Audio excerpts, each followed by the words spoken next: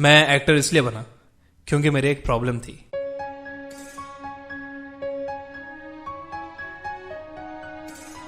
मैं एक इंट्रोवर्ट था। मैं फैमिली में सबसे छोटा था। मुझे इतना लाड़ प्यार मिला कि जब मैं घर से बाहर जाता था तो मुझे पता नहीं था कि लोगों से कैसे बात की जाती है। तो उस लाड़ प्यार की वजह से मैं एक शर्मीला और एक इंट्रोवर्ट बच्चा बन गया। मुझे अब भी बात करनी नहीं आती। मुझे स्टेज से डर लगता है। एज एन एक्टर मैं उन सब फैसिनेटिंग कैरेक्टर्स के पीछे छुप जाता हूँ जो कॉन्फिडेंट नजर आते हैं। मुझे पक्का यकीन है कि जब मैं आपकी उम्र का था तब मैं इतना स्मार्ट नहीं था जितने आप लोग हो। आपको पहले से पता है कि गला काट कॉम्पिटिशन क्या होती है। आपको hard work, Perseverance, vision, focus, self belief जैसी चीजों की अहमियत पहले से पता है। तो मुझे इसके बारे में बात करने की जरूरत नहीं है।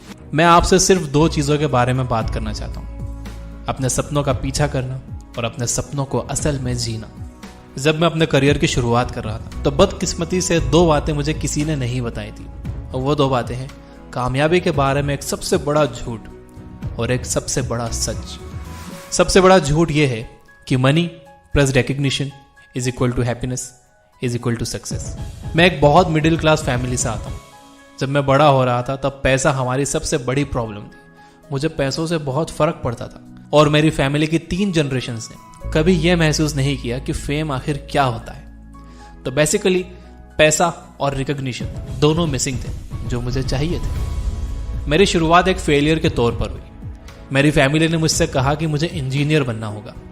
मेडिकल फील्ड मेरी सिस्टर्स के लिए बुक थी। तो एक बार अगर मैं इंजीनियर बन गया तो मैं सिविल सर्विसेज का एग्जाम दे सकता था और फिर उसके बाद शायद खुशियों के सारे दरवाजे खुल जाते और मैं हमेशा के लिए कामयाब और हमेशा के लिए खुश रह सकता था।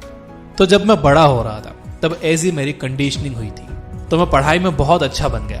10th के एग्जाम्स में मैं काफ़ी अच्छे मार्क्स लाया और फिर मैं 12th के लिए दिल्ली चला गया। वहाँ मैंने एक अच्छे स्कूल में एडमिशन ले लिया और विद्या मंदिर, फिटजी समेत कई कोचिंग इंस्टीट्यूट्स में भी एडमिशन ले लिया।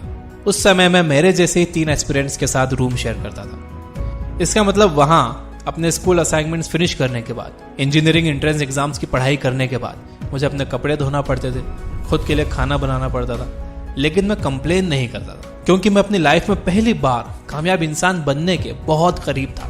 तो फाइनली मैं कई इंजीनियरिंग कॉलेजेस के लिए सिलेक्ट हो गया और मैंने डिसाइड किया कि मैं दिल्ली कॉलेज ऑफ इंजीनियरिंग में एडमिशन लूंगा। मेरी फैमिली में जश्न मन रहा था। फाइनली अब मैं रुककर सांस ले सकता था। मैं खुद से कह रहा था कि तुम्हें पता है, तुमने कर दिखाया, तुम्हें तो खुश होना चाहिए। लेकिन इससे काम नहीं बन रहा था। कुछ ना कुछ मिसिंग था। एक खालीपन को मैं महसूस कर सकता था। तो मैंने सोचा कि मुझे शायद और बड़ी कामयाबी की जरूरत है। जब मैं 18-19 साल का था तो किसी वजह से मुझे फ्यूचर में प्रेजेंट से ज्यादा खुशी और ज्यादा कामयाबी दिखाई देती थी। तो मैंने सिविल सर्विसेज के एग्जाम्स की तैयारी करना शुरू कर दी। मैं मान रहा था कि मैं इसे पास कर ही लूंगा, लेकिन मैं बोर हो गया और यूपीएससी एग्जाम्स बहुत दूर थे। इस दौरान मुझे थिएटर करने का ख्याल आया और मैंने सोचा कि मुझे अपनी शाइनेस खत्म करने के लिए डांस सीखना चाहिए। और एक रीजन ये था कि मेरे इंजीनियरिंग कोर्स में कोई लड़की नहीं थी। मुझे एक धोखे जैसा फील हुआ।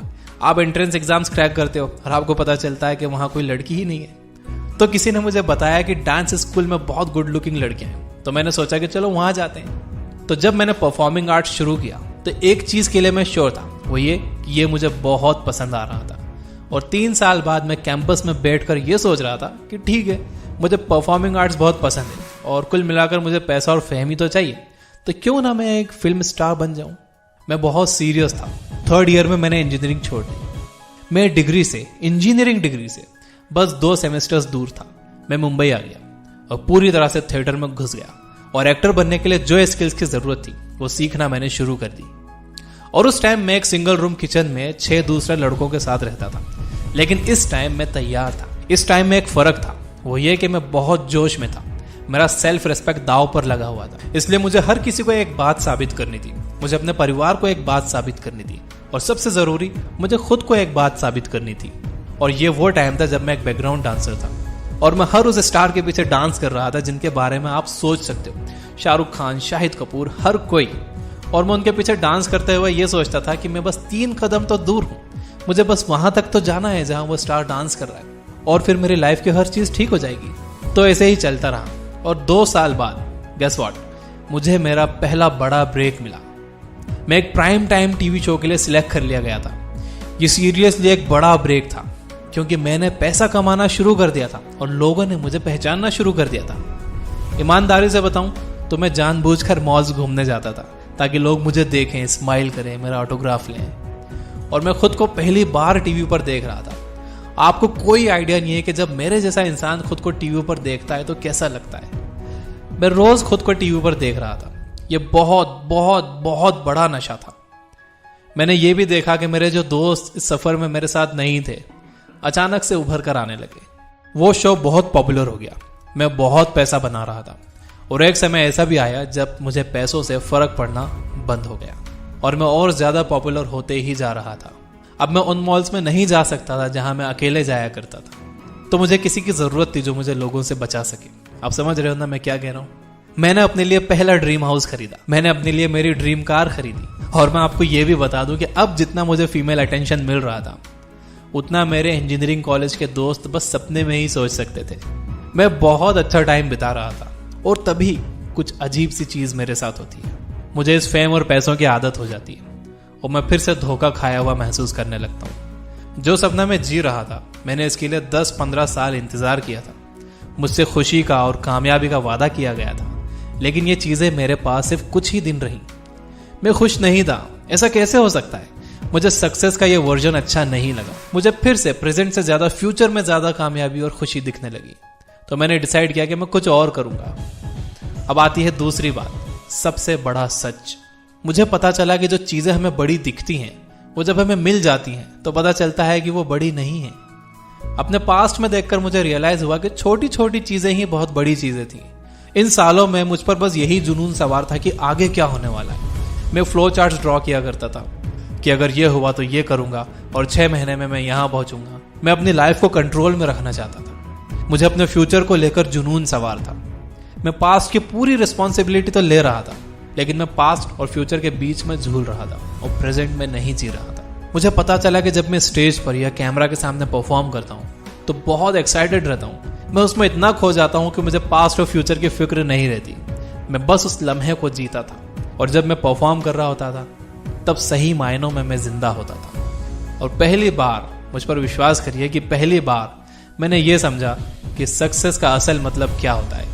ये पैसा और फेम नहीं था, ये प्रेजेंट था और एक्साइटमेंट था। जब मैं स्कूल में था तो 4 बजे से 5:30 बजे तक का समय ऐसा था जब मुझे बाहर जाना और खेलना अलाउड था। मुझे इंजीनियर बनने के लिए कहा गया था, लेकिन मैं तो कुल मिलाकर बस 4 बजने का इंतजार करता था और 4 बजते ही मैं बाहर जाकर खेलता था और वो 1.5 घंटा मुझे 5 मिनट्स के जैसा लगता था। मैं इसे तब नहीं समझ पाया, लेकिन अब बहुत ऑनेस्टली और बहुत कॉन्फिडेंटली मैं आपसे ये कह सकता हूँ कि मैं वो 4 बजे से 5:30 बजे वाला टाइम राइट नाउ पिछले 5 सालों से जी रहा हूँ। कॉज और इफेक्ट अलग अलग चीजें नहीं है। एक्साइटमेंट ही कॉज है, एक्साइटमेंट ही इफेक्ट है। तो 5 साल बाद मैं यहाँ हूँ और मेरे पास बहुत सारा पैसा और फेम है, लेकिन अब मेरी लाइफ में पैसा और फेम की कोई औकात नहीं है।